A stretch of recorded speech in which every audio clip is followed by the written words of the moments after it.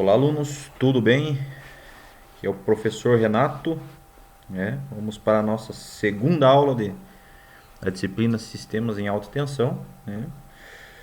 E hoje a gente vai falar nessa segunda aula aí sobre os tipos de redes de energia, né? Nós como estudantes aí da eletrotécnica, da área elétrica, é muito importante que a gente saiba identificar os tipos de rede que a gente tem aí no caso a transmissão, distribuição de energia, a gente consiga identificar o que é a rede de média tensão, o que é a rede de baixa tensão. Então, isso é um fator muito importante para nós da área elétrica, né? Então, iniciando nossa aula aí, hoje a gente vai falar, né, como já falei, sobre os tipos de rede de energia. A gente vai falar sobre as linhas de transmissão, conhecer alguns detalhes ali sobre as linhas de transmissão. A gente vai aprender sobre as redes de distribuição em média tensão, então a gente vai saber identificar essas redes de energia. E eu vou começar a fazer uma introdução aí sobre os tipos de estrutura das redes de média tensão, né, que a gente vai utilizar lá mais para o final da matéria, lá na parte de projetos, né? E também a gente vai falar sobre redes de distribuição em baixa tensão. Também vamos falar um pouquinho da estrutura de baixa tensão, como identificar se aquela rede de energia é de baixa tensão, de fato, né? Então, iniciando, né, sobre a transmissão de energia elétrica, né, como já falamos na primeira aula ali, a transmissão de energia elétrica é o processo chamado transporte de energia ou transmissão de energia. Transmite-se a energia elétrica desde a subestação elevadora, próxima lá da fonte geradora, né, até a subestação abaixadora, que é próxima ao centro de consumo. A transmissão de energia é feita em alta tensão, né? E quando a gente fala em alta tensão, significa valores aí entre 50 e 230 mil volts, né? Então, acima disso, né, entre 230 e 750 mil volts, a gente já tem que falar extra alta tensão. E a ultra alta tensão é para linhas de transmissão aí acima de 750 mil volts, certo? Então tem essa diferencinha aí. Alta tensão é de 50 a 230 mil volts. Extra alta tensão entre 230 e 750 mil volts. E ultra alta tensão, ou UAT, né, acima de 750 mil volts. Anotem aí essa diferença entre as três, beleza? Então, as linhas de transmissão, elas são de fácil identificação, né, por ter uma estrutura mais robusta, composta por torres ou postes especiais, né? Todo mundo acho que de repente já viajou aí, já encontrou alguma torre de transmissão e passando por cima de alguma estrada, ou às vezes foi numa cidade um pouco maior aí onde tem linhas de transmissão passando até por dentro da cidade. Então elas são de fácil identificação, né, por conta de as linhas de transmissão elas serem sustentadas aí por torres, né? Ou por postes especiais, como na nossa imagem aí mais à direita, né? Então, muitas vezes dentro da cidade aí tem pouco espaço, né? Não tem como colocar uma torre de transmissão, então a linha de transmissão ela passa aí por postes especiais, né? São postes muito maior aí do que os postes da distribuição em média tensão, né? Na própria imagem ali dá para comparar ali o poste de uma linha de transmissão e ali mais ao lado do carro ali no lado direito ali dá para ver um poste de distribuição ali em média tensão para vocês verem a diferença de altura, né? Então a, a identificação da linha de transmissão não tem segredo nenhum. Sempre vai ser ela por torre ou ela vai estar estruturada em postes especiais. Então, detalhes aí da nossa rede de transmissão, né? Então, lá na nossa torre de energia, né, a disposição dos condutores ali, O primeiro de cima é a fase a do meio sempre vai ser a fase B e a mais inferior é a fase C, né? Outros detalhes, a torre de transmissão ela é composta pela própria torre, né, ou pelo poste especial, pelos isoladores. Esses isoladores são isoladores especiais e geralmente em cerâmica, ou um vidro especial ou um material polimérico, né, que possui uma boa estrutura e uma boa resistência, tanto elétrica quanto na questão da tração ali que os condutores vão fazer de esforço ali nesse isolador. Então eles são bem robustos, né? E outro detalhe que é importante a gente saber é a questão do condutor que vai lá, o cabo, né, que vai mais acima lá da torre. Geralmente, dependendo da torre, vão dois cabos, são chamados cabos de guarda ou cabos para-raio, né? Então, como dá para ver na imagem aqui, os três condutores ali são de fato o que está transmitindo energia. E esse cabo que vai acima da torre, no ponto mais alto, né, ele serve como cabo de guarda ou cabo para-raios, né? Então, entre uma torre, ela vai sempre intercalando. Uma torre tem um aterramento, na segunda ela vai ter o aterramento, mas só da torre, né? Mas esse cabo de guarda ele desce um próprio condutor de aterramento intercalando entre uma torre e outra, para justamente, se acaso sofrer uma descarga atmosférica, a nossa rede de transmissão possa escoar essa descarga atmosférica para a Terra, né? Então, a principal função do cabo de guarda ou cabo para-raios é essa função, é escoar as descargas atmosféricas para a Terra. Agora, mais recente aí, teve alguém que teve uma brilhante ideia, né? Como a gente tem a parte de internet, né, fibra ótica e tal, para fazer essa interligação, para fazer essas redes de fibra ótica aí, teria que construir uma estrutura própria, né, para fazer essa parte de fibra óticas, aí a rede de fibra ótica. E aí alguém teve essa brilhante ideia de, ao invés de fazer uma rede separada aí, tendo que construir toda uma estrutura nova para rede de fibra ótica, tiveram essa ideia de incluir os cabos aí, a fibra ótica, junto com o cabo de guarda ou cabo para-raios, né? Que formou-se esse condutor aí, que é o cabos para-raios OPGW, Optical Ground Wire. Eu não sei bem pronunciar em inglês, né? Mas alguém teve essa brilhante ideia de justamente utilizar o cabo para-raios ali, já que nós temos aí no nosso Brasilzão, no nosso sistema interligado nacional. Então, apenas substituir os cabos para-raios antigos, né, por esses cabos para-raios novos aí, já com a fibra ótica ali no miolo do cabo. Então, ele tem essas duas funções, tanto para o transporte aí, a parte da fibra ótica, e também o cabo para-raio ali para fazer o escoamento aí das descargas atmosféricas. Então, nas torres de transmissão a gente tem vários modelos, né?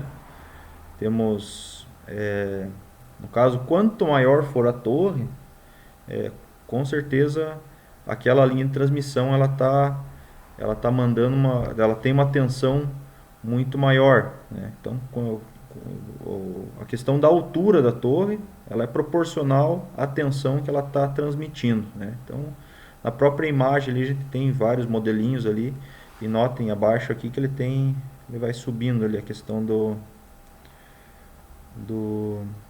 da tensão de energia, né? Certo? Uma curiosidade, né? No Brasil a gente tem lá no Pará a segunda maior torre de transmissão do mundo, né? A China é em primeiro lugar. Essa torre ela foi construída por chineses também, né? Justamente por já ter essa experiência lá construções de torres de transmissão a nível muito grande, né? Então essa torre ela tem, parece-me que a maior delas, das duas, ali, ela tem 320 metros, a outra tem quase 300 metros de altura. Então é uma torre bem grande. É, se não me engano, na internet eu vi ali que são maiores ali que a Torre Eiffel lá tem em Paris, né? Então são torres enormes. Elas precisaram ter essa estrutura tão grande aí porque ela precisava transmitir essa energia ela passa ali pelo Pará, né? Para transmitir lá para Manaus. Então ela está passando ali por cima do Rio Amazonas. Então, por conta do tamanho do vão dos cabos ali, que dá mais de 2 quilômetros de distância entre uma torre e outra, como dá para ver na imagem ali. Ela teria que ter essa estrutura muito grande por conta da caída ali que o cabo faz, né? Se fosse menor, com certeza ia ficar muito próximo da água ali, esses condutores, né? Ia acabar sendo perigoso, e o rio lá tem navegação, esse tipo de coisa, né? Então, por conta dessas questões aí, eles tiveram que construir essas torres aí gigantescas, né? Então, são torres enormes, e a título de curiosidade aí, aqui no Brasil nós temos aí a segunda maior torre de transmissão do mundo.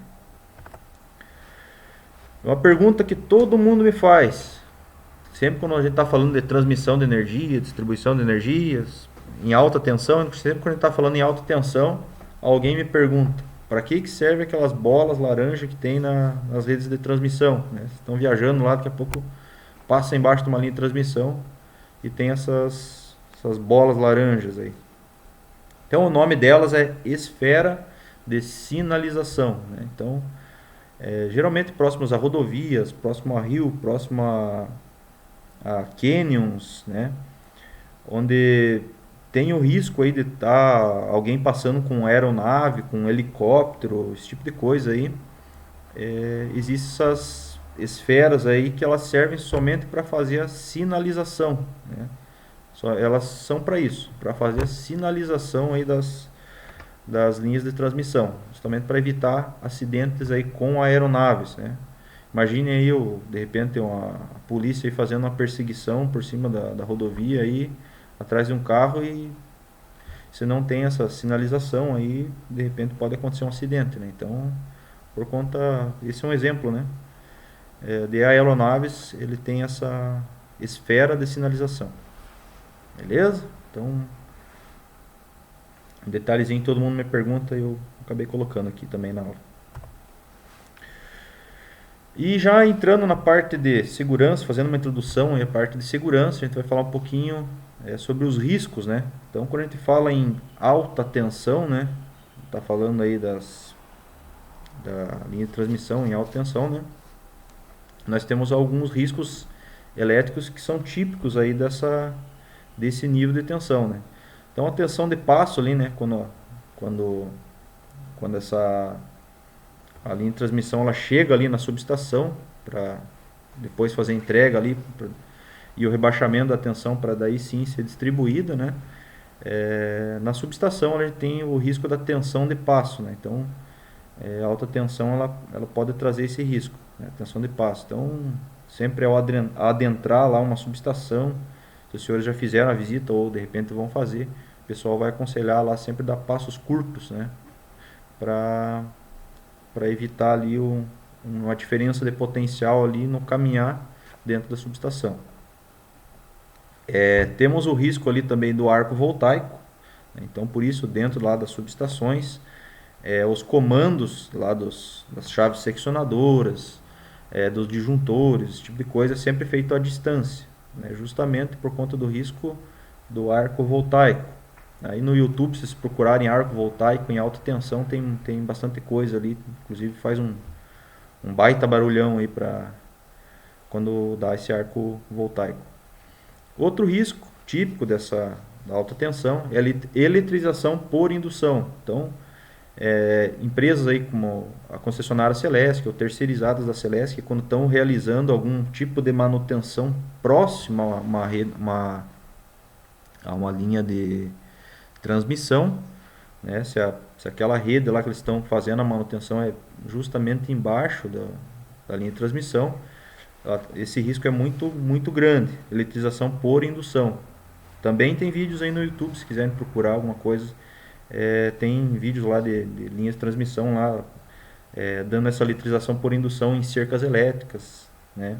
Ou acidentes que aconteceram lá, às vezes um caminhão ou algum trator passando embaixo ali da linha de transmissão, pode acontecer essa indução de energia, né? Então também é um risco que temos aí na rede de transmissão.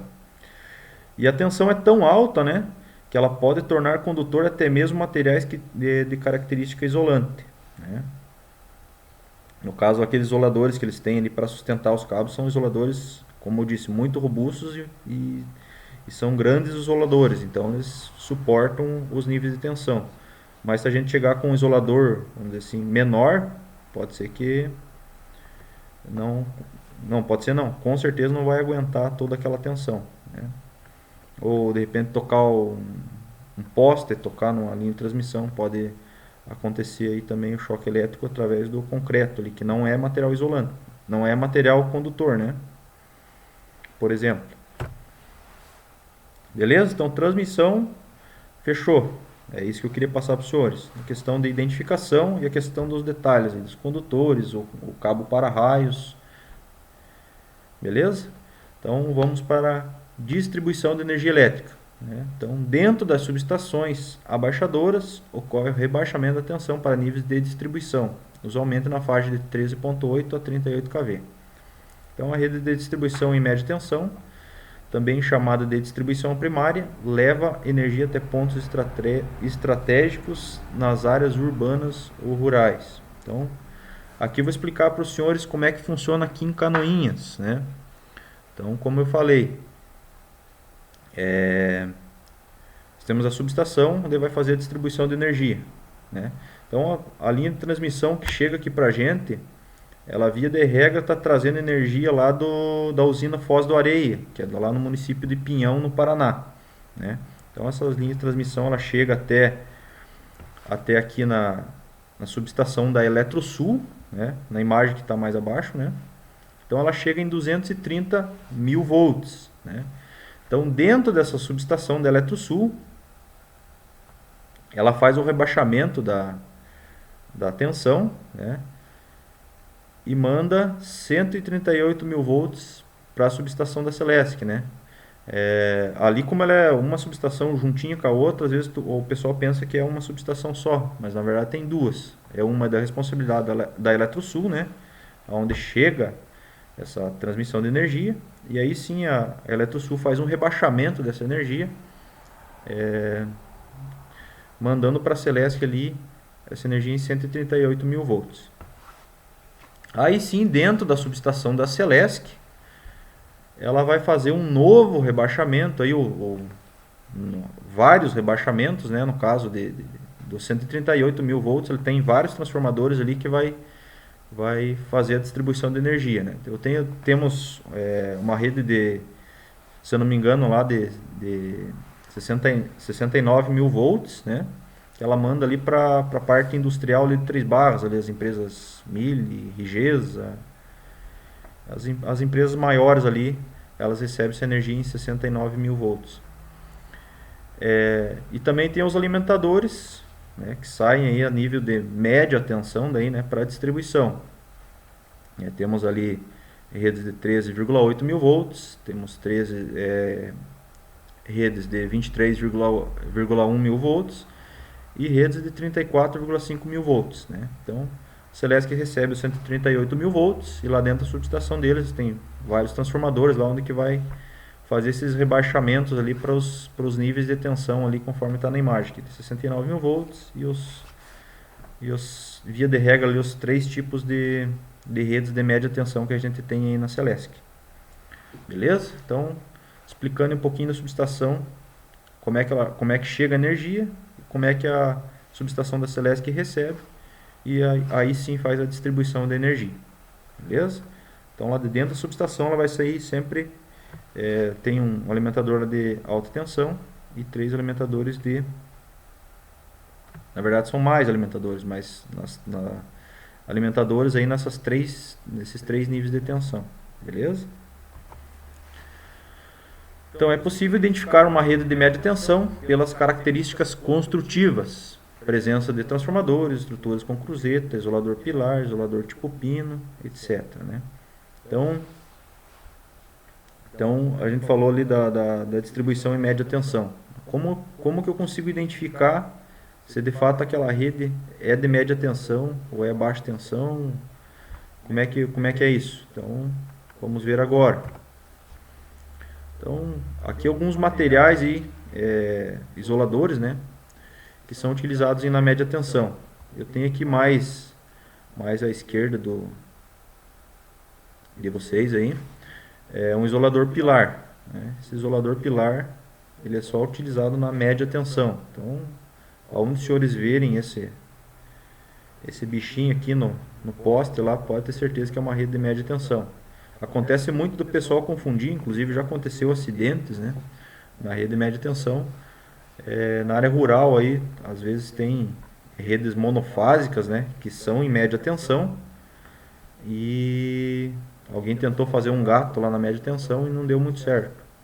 Então, principalmente no interior, a gente consegue identificar uma rede de média tensão por conta desse isolador aqui, que é o isolador pilar. Mais acima aqui tem o isolador de ancoragem polimérico. Ele serve para encabeçamento dos condutores, né? Seja no fim de rede, seja numa divisão de circuito, onde está encabeçado dos dois lados do poste aí. Então esse é o isolador de ancoragem polimérico. E aqui está mostrando aqui como é que funciona a fixação ali do isolador em cima da cruzeta. Certo? Outros materiais característicos da rede de média tensão, né? Chave fusível. Né? A gente vai ver mais à frente e mais detalhadamente sobre esse equipamento, como é que ele funciona, como é que eu faço manobra nesse tipo de equipamento. Né? Então, a chave fusível também é um equipamento característico aí da nossa média tensão.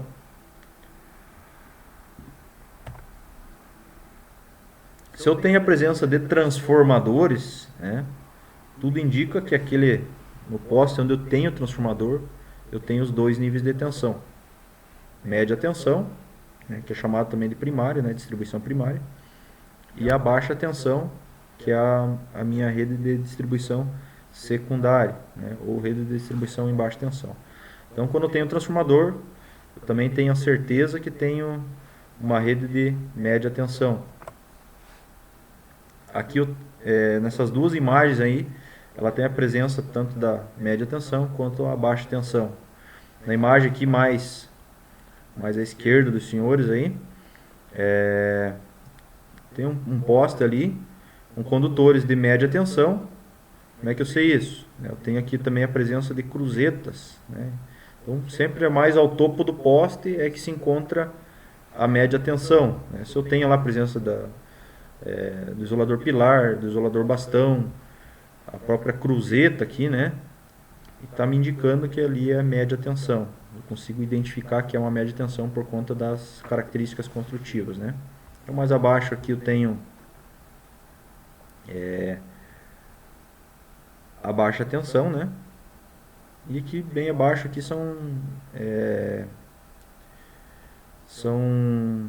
é a fiação aí de telecomunicação, né? Cabo de telefone, internet, etc. Né? Aqui na imagem mais à direita, né? Então, via de regra, como falei, no topo do poste eu tenho a minha média tensão, né? E esse aqui é um tipo construtivo um pouco diferente, que a gente já vai falar ali, é a rede compacta, né? Ela tem esses espaçadores ali, espaçador losangular, que é o nome dele. Aqui abaixo, aqui, se eu tenho uma luminária aqui, significa que eu também tenho uma baixa tensão aqui nesse nível aqui do poste. Né? Então, são aí algumas características aí da rede de média tensão. E aqui nessa imagem, eu tenho ali duas redes de média tensão. Né? Em rede compacta eu consigo até colocar 4 circuitos de rede de média tensão. No nível mais superior, lá eu tenho a presença da cruzeta. Ó, aqui dá para ver bem o isolador pilar ali, né? Em cima da cruzeta. Então, ali é uma rede de média tensão nua. E aqui eu tenho uma rede de média tensão, que é a rede compacta, né? Consigo saber que é uma rede de média tensão por conta da característica da rede compacta, que é o espaçador luz angular ali. E aqui abaixo é fiação só de telefonia, telecomunicações, né? Aqui de novo é uma rede compacta e aqui abaixo uma rede de baixa tensão. Sei que é baixa tensão porque tem a luminária aqui. O luminário, a iluminação pública aí é em baixa tensão. Então aqui um detalhezinho, aqui uma imagem mais aproximada ali do espaçador luz angular, né? Como é que ele é, como é que a cara dele vem de pertinho, né? Então é dessa forma. Na parte de cima aqui eu tenho o cabo mensageiro, que ele é um cabo que faz o suporte do resto dos condutores, né? E ele é aterrado também, parecido como a função lá também do cabo guarda que eu tenho lá na rede de transmissão. E aí, sempre do lado da rua vai estar a fase a fase do meio é a fase B, sempre será a fase B, e no lado do outro lado, assim, mais afastado da rua ali, é a fase C. Via de regra, é assim que funciona a rede compacta. Falamos da identificação ali da rede de média tensão. Agora vamos falar sobre as estruturas, né? Vamos dar nome aos bois aí, né? Então, temos diversos tipos de estruturas. Eu vou falar aqui das principais, né? E vai servir como uma introdução lá para os nossos projetos de redes de distribuição que a gente vai ver lá no final da matéria. Então, alguns detalhes quero passar para os senhores agora. Se puderem anotar, se estiverem com o caderno, melhor ainda. Então, tem alguns detalhezinhos que são detalhes padrões aí para a questão de projetos de rede de distribuição, né? A nomeação das estruturas ela é bem lógica. Então, se os senhores decorarem essa lógica aí, fica mais fácil, né? Detalhes com a questão dos números nos nomes, né? Eu geralmente vou ter o número 1, o número 2, o número 3 e o número 4. Esses são os principais, né? Então, qual que é a diferença das estruturas ou da nomeação das estruturas de acordo com esses 4 números, né? Quando eu tenho o número 1 no nome da estrutura, esse número 1 está me dizendo que é uma estrutura de passagem, é uma estrutura em tangente. Então eu vou ter só o condutor passando ali por aquele poste. Ele vai estar fixado no isolador, logicamente, né? Mas ele não tem nenhum tipo de corte, ele está passando direto, né? Então, sempre que tiver o número 1 na estrutura, essa estrutura está me dizendo que o condutor vai ficar só acomodado, ele vai ficar só na estrutura ali do isolador, certo? O número 2, geralmente nada mais é do que uma variação de uma estrutura de passagem, né? Conforme a gente vai indo, aí vocês vão entendendo a lógica, né? Então, a estrutura 2 é uma variação da estrutura 1. Então, ela também é uma estrutura de cabos em tangente. Tangente é passagem. O cabo só está acomodado no isolador. Então, ele está só de passagem ali. Certo? Estruturas com a nomeação ali tem o número 3, né? O 3 significa fim de rede. Então, o último poste da rua, o último poste de uma determinada rede, ele sempre vai ter naquela estrutura do último poste, vai ser uma estrutura onde vai ter o número 3, né? E o número 4. O número 4 significa que eu tenho no meu poste encabeçamento dos dois lados, né? A estrutura 3, notem aqui, por exemplo, aqui nessa imagem, que eu tenho o encabeçamento de um lado do poste. Então, ela é fim de rede, né? Cabeçou ali, acabou ali a rede. A estrutura 4, ela é uma estrutura onde tem encabeçamento dos dois lados do poste, né?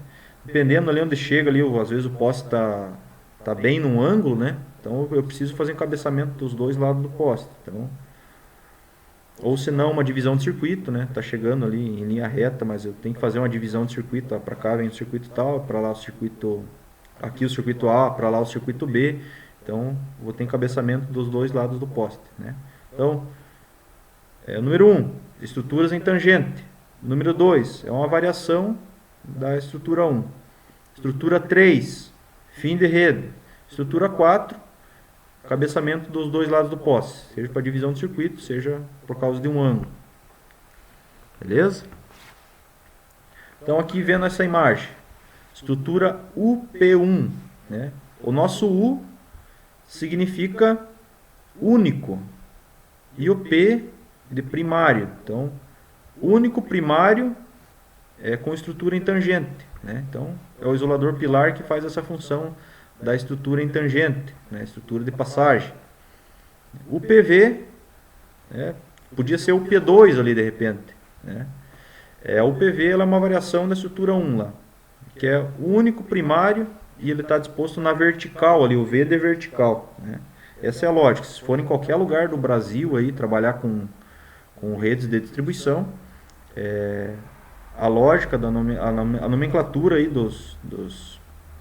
das estruturas é praticamente a mesma. Algumas têm uma variaçãozinha ou outra, mas essa parte principal aí ela é igual no Brasil inteiro, né? Então, estrutura 1, UP1, único primário com estrutura em tangente.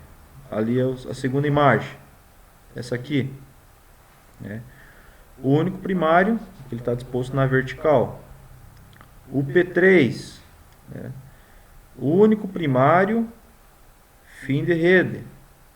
O P4, no caso aqui, único primário e ele tem aqui uma divisão de circuito. No caso aqui, não é uma divisão de circuito, que vocês notem que aqui tem o condutor está fazendo aqui um jumper aqui, está passando de um lado para o outro do poste. Então, aqui, nesse caso aqui dessa imagem, seria talvez aqui está em linha reta, né? Mas seria no caso de um ângulo, né?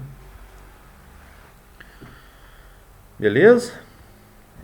P1, né? Ali a gente falou o único primário, né? Então, se eu não tenho U, não é único, seria trifásico. Então, primário em tangente. P2 é uma variação da estrutura 1. Notem lá que só varia a questão do isolador pilar aqui, que ali está em dois lados do poste e aqui está de um lado só, né? Então, primário 2, estrutura em tangente, variação da estrutura 1, né? P3, então tem o primário em fim de rede. Primário ali com encabeçamento dos dois lados do poste, né? Beleza? Aqui, ó, um condutor só, então um único primário. Aqui eu tenho 3, então são só omite ali a questão do único, né? Então, essa é a diferença entre essa imagem e a outra. Vamos para frente, chegamos nas estruturas normal ou convencional. Essa aí que vocês mais verem na rua aí, né? Então, estrutura com cruzeta. Essa peça que tem lá bem no topo do poste lá é uma cruzeta, o nome dela, né? Então, cruzeta N1 normal com estrutura em tangente. N3 é uma estrutura normal de fim de rede. N4, então uma estrutura normal com encabeçamento dos dois lados do poste. Beleza? Viram que a lógica é a mesma? 1, 2, 3, 4. No caso aqui não temos estrutura 2. A variação que ela dá ali vai ser mais aqui na imagem de baixo, ó. A variação que ela dá é só a questão da cruzeta, o posicionamento da cruzeta, né? No caso aqui é meio beco, né?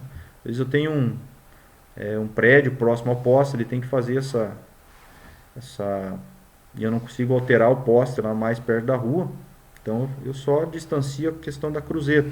Então, principalmente próximo a prédios, aí você consegue ver essa estrutura meio beco ou se não a beco, que a gente já vai ver no próximo slide ali. Então a meia beco é a mesma da estrutura normal ali, né? Só que daí ela tem, por ser meio beco, né? O posicionamento da cruzeta ali tá um pouco mais para um lado do poste, ela não está centralizada, né? O meio beco. M1, estrutura de passagem. M3 seria uma estrutura de fim de rede. M4, uma estrutura meio beco com encabeçamento dos dois lados do poste. E aí sim a estrutura beco, né? A beco ela tá toda a cruzeta só de um lado do poste, então os isoladores estão só de um lado do poste, né? B1, estrutura beco, que é de passagem. Estrutura B3, beco, que é final de rede. Estrutura B4, beco, que tem o encabeçamento dos dois lados do poste. Beleza? Aí até agora a gente estava falando de rede nua. Agora a gente vai falar sobre a rede compacta, né? Infelizmente não consegui achar umas imagens um pouco melhor ali para demonstrar para os senhores a estrutura aqui.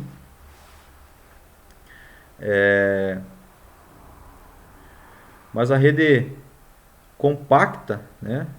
Ela tem ali o prefixo dela, o CE, né? Ou C, né? Tem, por exemplo, no Paraná, ali na Copel, o pessoal usa só o C, não tem o E. Também acho que a maioria do Brasil, na verdade, tem esse padrão: C1, C2, C3, C4, né? Mas aqui na Celesc, a questão dos projetos é sempre utilizado C e o E. Então, a rede compacta. Compacta, então lembre do Czinho lá da rede compacta. CE1 é uma rede compacta, estrutura em tangente. CE2, estrutura compacta também em tangente, porém ela é uma variação da estrutura 1. CE2 SH, mais uma variação. Aqui eu tenho um suporte C, C2, né? E aqui eu tenho um suporte horizontal. Então por isso que é o SH, suporte horizontal. Beleza?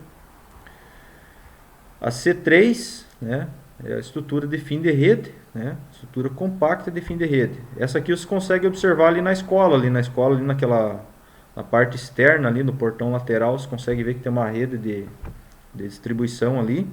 E o último poste lá é um poste circular, ele tem essa estrutura C3. Conseguem, a hora que vocês puderem ver lá na escola, que tiver já passado a pandemia ali, vocês vão conseguir ver essa estrutura lá C3 lá no próprio pátio da escola, né? E a C4, eu tenho a estrutura ali com encabeçamento dos dois lados do poste, né?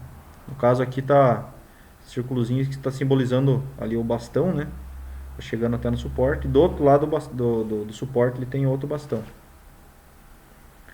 Beleza? Então a rede compacta, nomenclatura das estruturas, né?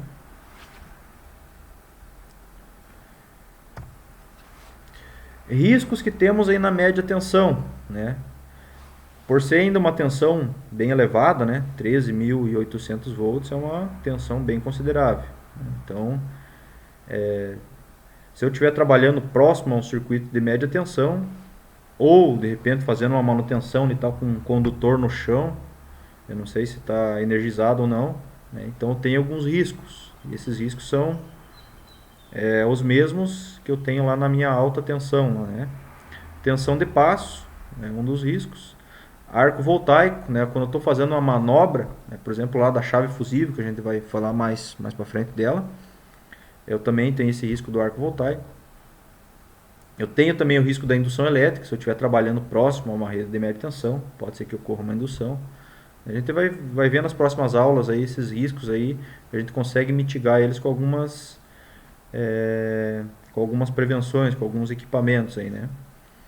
E também a rede de média tensão, elas se tornam condutores até mesmo materiais de característica isolante, né? Se eu encostar um pedaço de madeira, cimento, esse tipo de coisa aí que até então não é um material condutor, né? Pode dar o choque, né? O pessoal fala da questão de pipa na rede elétrica e tal. Então esse é um dos motivos, né? A média tensão ela tem esse risco aí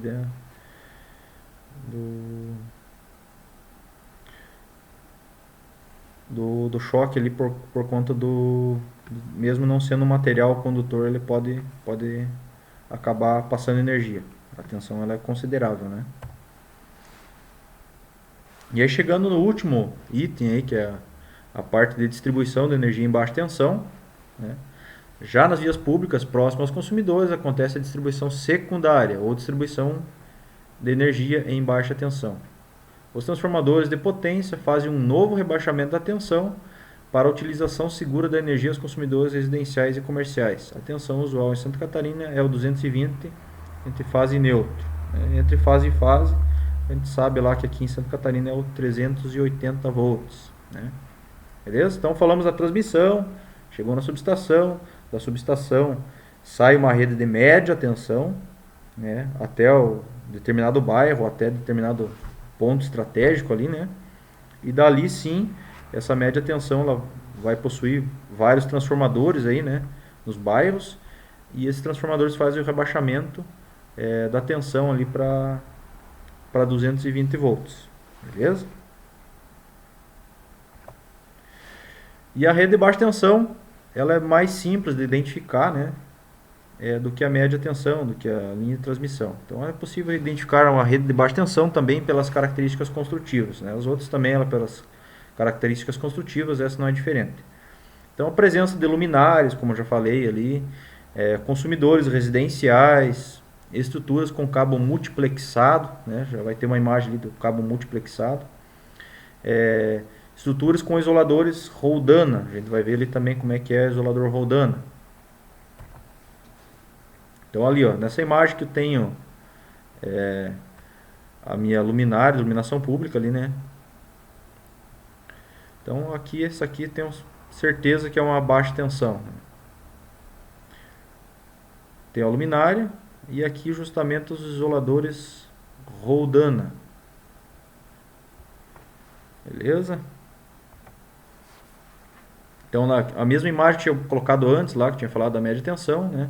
Aqui eu já tinha até falado que é a baixa tensão, né? Justamente ali por conta da isoladores rodando. Mas se eu tenho, no caso na baixa tensão, ali tem 5 condutores, por quê? Isso aqui é uma rede antiga, né? E a rede antiga ela tem lá de cima para baixo, tem o neutro, o mais de cima, fase A, fase B, fase C. E o outro de baixo é um comando de iluminação pública, né? Se os senhores verem aí nas ruas aí, é uma rede de distribuição em baixa tensão com 5 condutores, né? O primeiro de baixo lá é um condutor de comando para iluminação pública, né? Geralmente esse comando ali, uma só chave comandava a iluminação pública inteira da rua, por exemplo, né? Hoje em dia não, hoje em dia já não, a maioria das, principalmente as redes mais novas aí é tudo comando individual das luminárias, né? Então cada luminária às vezes tem um tempo certo para acender. Antes não, antes esse comando ali era feito aí num conjunto de luminárias, né? Então uma chave só acionava várias luminárias, beleza? Então tá aqui a nossa armação e nosso isolador rodando. Aqui a questão do cabo multiplexado, né? Nesse da imagem aí tá aí o neutro ainda o condutor nu, né? Mas os mais novos aí já tá vindo também com o neutro isolado, na cor azul, né? Então, quando o cabo é monofásico, né, é o chamado cabo duplex. Eu tenho o neutro e mais a fase na cor preta. Quando eu tenho cabo bifásico, né, ou conhecido como triplex, eu tenho o neutro, a fase A, que é da cor preta, e a fase B, que é da cor cinza. E mais abaixo aqui, eu tenho o cabo multiplexado quadruplex, né? Quadruplex, eu tenho o neutro, Aí tem a fase A, fase B e fase C. A fase A é na cor preta, fase B na cor cinza e a fase C na cor vermelha. Beleza? Isso os senhores têm que saber. Então, baixa tensão. Eu falei a presença de luminários ali. A questão do transformador. Consigo saber ali se que eu tenha, pelo transformador, eu consigo deduzir que eu tenho a média tensão e a baixa tensão, né? Além daqui a luminária também está me dando uma confirmação que a parte mais de baixo aqui é a baixa tensão, né? O cabo multiplexado, você olhando ele no poste, né, essa imagem um pouco maior aqui, você consegue notar aqui que ele fica todo entrelaçado ali, então fica como se fosse um condutor só, né?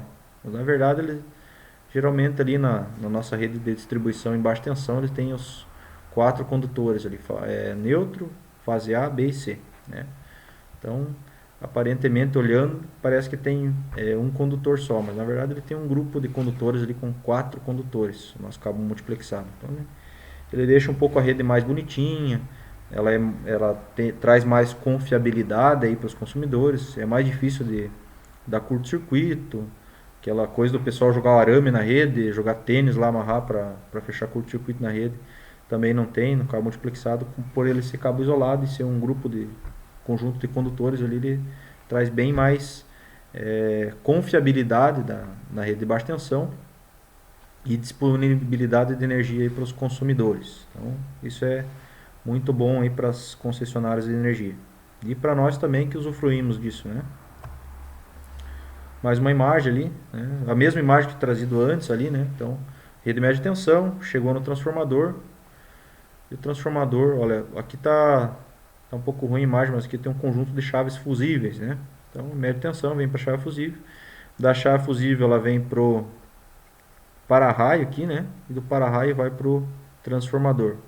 A gente vai também falar sobre o equipamento para-raio mais nas aulas mais à frente. Do transformador também, da chave fusível também. E aqui o cabo multiplexado, né? Então, falamos lá das estruturas de média tensão também. Na baixa tensão a gente também vai falar, né? A lógica é a mesma. Estrutura 1, estrutura 3, estrutura 4. Ou estrutura 1, 2, 3 e 4. Elas têm a mesma lógica. Porém, o prefixo do nome ali que muda, né? SI. O que significa SI? Secundário isolado, né? Então, vem aí da rede secundária de distribuição. Então, secundário isolado, quando tiver SI, significa secundário isolado. Então, a primeira imagem aqui, SI1, então, é uma estrutura com secundário isolado, com condutores em tangente, né? Uma estrutura em tangente. Então, aqui o cabo só vai estar passando por essa estrutura, só vai estar segurando ali o condutor, né? SI3, então uma estrutura de secundário isolado de fim de rede. Então lá no final da rede é montado essa estrutura, lá no último poste é montada essa estrutura. SI4, né? Como eu falei, lá numa divisão do circuito, num ângulo, então tem essa estrutura.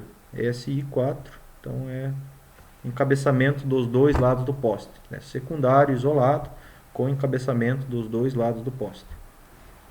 Beleza? E a nossa rede nua, né? A questão da variação de montagem ali para fazer justamente essa acomodação dos condutores aí, ela só varia na questão do lado do poste que vai ser colocado, né? Se eu tenho uma estrutura S1, né, os condutores vão estar passando ali imagine que aqui está o poste, né? A minha rodando vai estar aqui e o condutor vai estar passando aqui na perpendicular, né? Então, a estrutura, você olhando ali é a mesma, com a questão da armação, ela só muda a questão do lado do poste, né? S1 vai estar na frente do poste, né? Para a rua, né? O condutor vai estar em paralelo com a rua. S3, como é fim de rede, ela vai estar a estrutura em paralelo com a rua e o cabo está chegando encabeçando no isolador, do jeito que está na imagem ali, certo? Então, S3 é secundário de fim de rede. Aqui não tem o I, então secundário isolado é para o cabo multiplexado. Quando tem só o S, significa que é um secundário e a rede é nua, né? A rede convencional, a rede nua. E S4, eu vou ter essa mesma estrutura aqui, só que eu vou ter encabeçamento dos dois lados do poste. Então, eu vou ter um conjunto de armação aqui e outro conjunto de armação do outro lado. Então, essa é a diferença, né? A questão da S1, S3, S4, os materiais que vão ser empregados ali para fazer essa estrutura são os mesmos, só muda a disposição do poste, né? E no caso da S4 ela vai estar encabeçada dos dois lados do poste. Beleza? Então, e o risco na baixa tensão aí, o principal risco na baixa tensão, né? Eu não tenho lá a questão da tensão de passo, não tenho da eletrização por indução, o arco elétrico é uma chance muito remota de ser atingido por um arco elétrico. Então, na baixa tensão mesmo é só se eu acabar encostando ali em algum condutor desencapado ou coisa do tipo aí, fechando um curto-circuito para levar um choque elétrico, né? Então, esse é o único risco na baixa tensão, estou falando do risco elétrico, né? É o choque elétrico. Então, a questão do, como falei, só frisando, tensão de passo, eletrização por indução, arco elétrico, na baixa tensão já não tem esse risco. Por isso que a energia é entregue na nossa casa aí em baixa tensão, por conta da segurança e essa questão dos riscos aí tem bem menos risco, né? Tem bem menos risco, só questão do choque elétrico ali que é só por aí por algum ato inseguro, alguma condição insegura que pode acontecer o acidente. Então, vimos aí sobre as redes de transmissão, a parte de diferenciação aí das redes de distribuição em média tensão e rede de distribuição em baixa tensão. Se os senhores tiverem alguma dúvida, podem me mandar aí, podem entrar em contato aí e perguntar. Beleza? Até a próxima aula. Tudo de bom para vocês aí.